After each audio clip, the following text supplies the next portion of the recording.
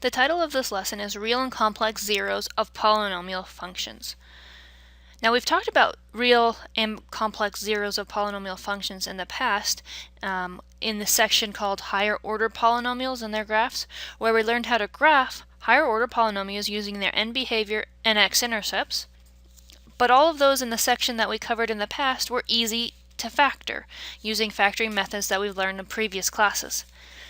Then we took a little bit of time to talk about synthetic division, remainder theorem, and factor theorem.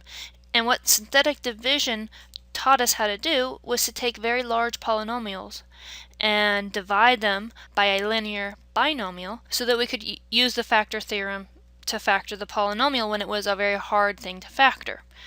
And that's what we're going to be putting together today, those two sections. We will be graphing polynomial functions and finding their zeros, but we're going to be doing it where it's hard to factor. To begin the lesson, we're going to be looking at some theorems and definitions before we get into the solving and graphing. The first theorem we would like to look at is the fundamental theorem of algebra, which says every polynomial function of degree 1 or more has at least one complex zero. Now, don't forget that complex is in the form a plus bi, but it could just be the real part, a, or it could be just the imaginary part, the bi, or it could be both of them together. So every polynomial function of degree 1 has at least one zero or root. Next, let's remind us of the definition of zeros of a polynomial. A polynomial function of degree n has exactly n linear factors. For example, f of x equals x plus 5 has a degree of 1. That means that this function will have one complex zero. Complex meaning real or imaginary, or real and imaginary put together. So on the next example, f of x equals 2x squared plus 7x minus 5. Notice here the degree is 2. Therefore, I will have two zeros. On f of x equals 13x to the 5th plus the remaining terms, the degree is 5. Therefore, I will have 5 zeros, including real and complex. And on the last one, again, my degree is 2, meaning I'll have 2 zeros. Although let's take a look at this one a little more closely.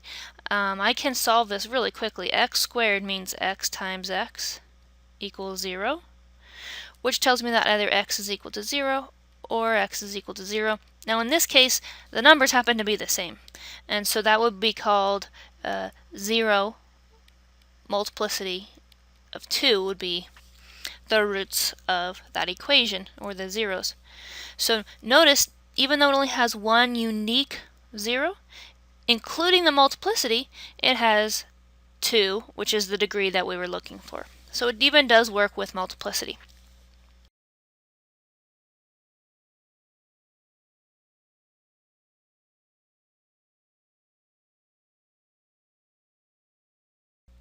Next, let's talk about the linear factors of a polynomial. A polynomial function of degree n, as long as it's greater than or equal to 1, can be expanded as a product of n linear factors. For example, you could take any polynomial and factor it into a times a linear term times another linear term times dot dot dot times as many linear terms as you need. In this case, it would be n linear terms, because in this case my leading term would be ax to the n. So there's n degree, so there'll be n linear factors. Let's just show you how this works. If I have f of x equals x squared minus 25, I can factor that into x plus 5, x minus 5. And I have now factored this polynomial with degree 2 into two linear factors. Now that was a really easy example. Let's try a little bit harder example. F of x equals x squared plus 4. Now, the first example was a difference of squares, which we have a formula for factoring, difference of two squares. Although this next example is the sum of two squares, and we know that that can't factor using our regular methods.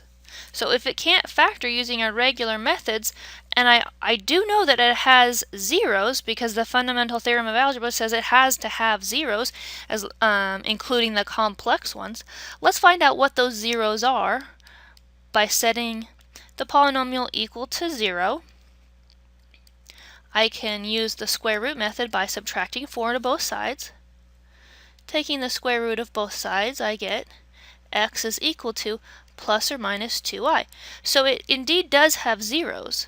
Our zeros are plus or minus 2i, and that's 2 zeros, which would make sense that it has 2 zeros because the degree is 2. So if the degree is 2, then I have to have 2 complex zeros, and I do. So the question here is, can I factor these? If I have the 0, can you find the factor? Well, sure, the factor theorem tells me that I can do that, so I can actually rewrite this as x minus 2i times x plus 2i. So can a sum of squares factor? Well, now you can see that it does factor, so I'm actually going to cross this out, that this cannot factor. In previous classes you thought it couldn't factor because it couldn't factor with real coefficients. But now that we're using complex coefficients, it technically can factor into linear factors, although in previous classes we weren't allowed to use complex coefficients. So it truly does work even for things that don't seem to be able to factor. Next, I'd like to look at the conjugate zeros theorem, which says if f is a polynomial function and a plus bi is a zero of f, then a minus bi is also a zero of f. Now, these two terms, a plus bi and a minus bi, have a special name for the relationship between them, and that special name is called complex conjugates. Complex because we have an imaginary in the term. Also conjugates because the first term is the same, the last term is the same, although the sign in between them are opposites, which makes them complex conjugates, which we've used in previous classes before. But it's important to know that that's their name because I'll be using it verbally a little bit later. It's important to also note that if you have one complex root, that its conjugate will also then be a 0. You can't only have one complex number, they come in pairs.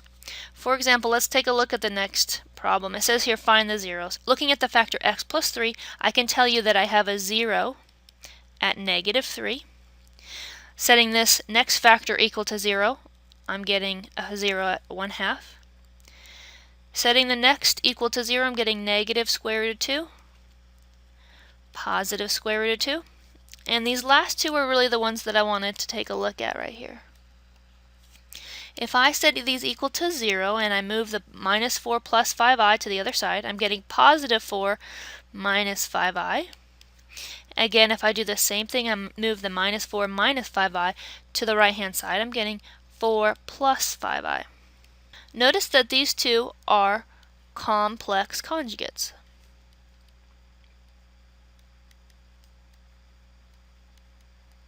If you have one of these as a root or a 0, then the other one is a must. You must have both of the complex conjugates if you have one of them. Another thing to note here is that the square root of 2 and the negative square root of 2 are also conjugates, but they're radical conjugates.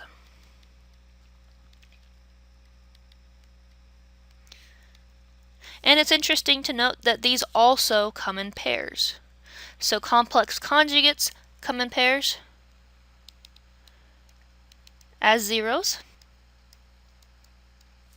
as well as radical conjugates come in pairs as zeros. So let's use this information to find a polynomial function given some information about the function. On the next problem, we're trying to find a polynomial function. That means I have to start with f of x because it's a function, so I start with f of x. A lot of students will just give me the polynomial, and I'll take off points for that because that didn't give me a function. Of a degree 3 tells me I'm going to have 3 linear factors. And I also know that I have zeros of 1 and 5i. Well, if I have 3 linear factors, I also have 3 zeros. I need to know what the 3 zeros are. But they didn't give me all 3 zeros, did they? They gave me 1 0 as a 1 and another 0 as a 5i.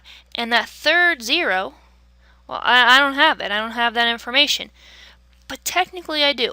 Because 5i includes an imaginary number, it is a complex number, so it has a conjugate 0. Because I have a 5i, I also have to have its complex conjugate, negative 5i. This right here is an implied 0.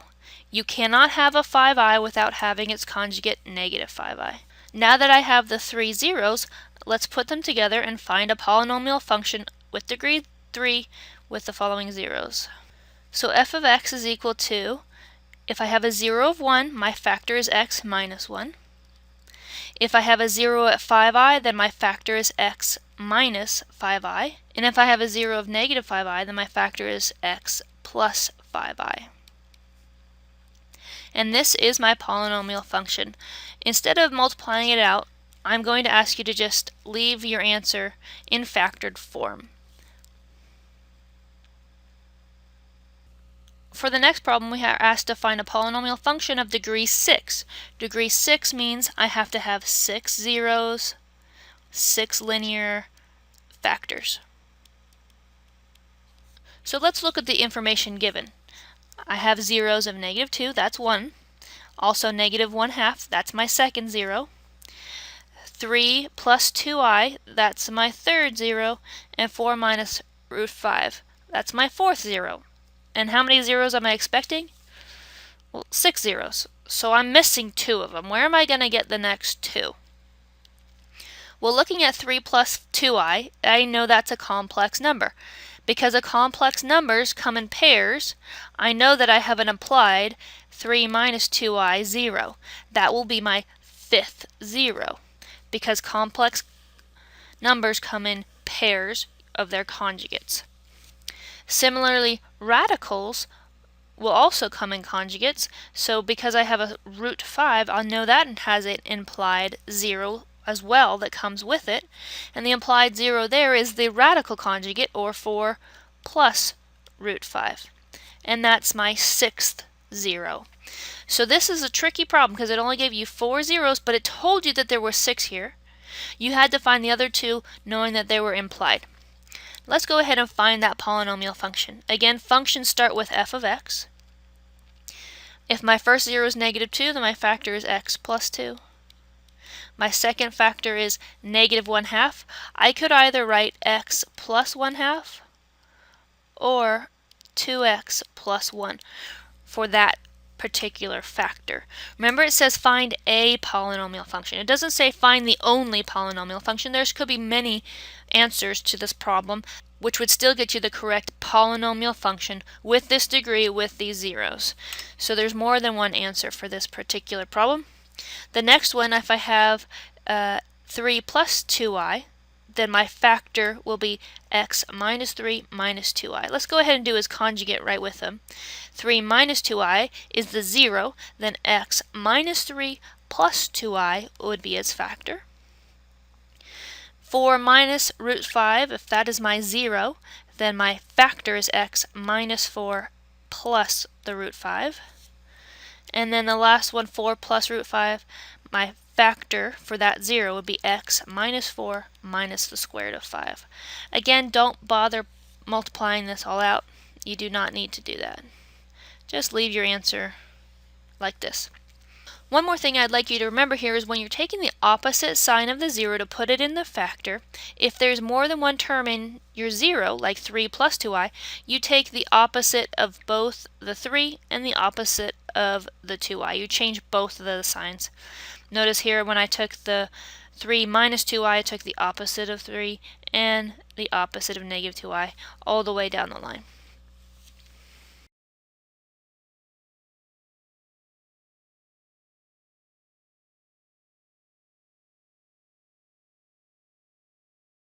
So that covers the theorems that we needed to discuss. Now we're actually going to be using the theorems.